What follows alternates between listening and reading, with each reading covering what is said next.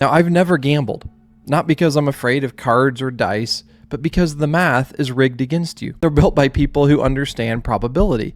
It's not emotional, it's just math. It's the illusion that you can win long term against the math. And life doesn't work that way. So why do people still gamble with their money instead of invest? Desire wants to fight discipline. But wise leaders and wise believers don't fight against math. They let math shape their decisions. Now, if God clearly calls you to start one, obey him. But don't pretend that faith cancels out arithmetic. He's a believer. And one of the things he told me is, I know some people who've made millions in the restaurant industry. He paused and then he smiled and he said, they started with billions.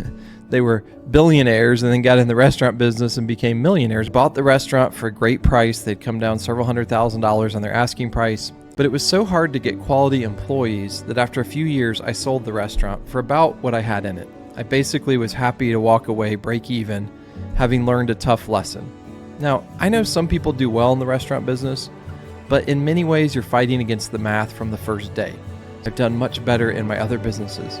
Luke 14:28 says, suppose one of you wants to build a tower. Won't you first sit down and estimate the cost to see if you have enough money to complete it?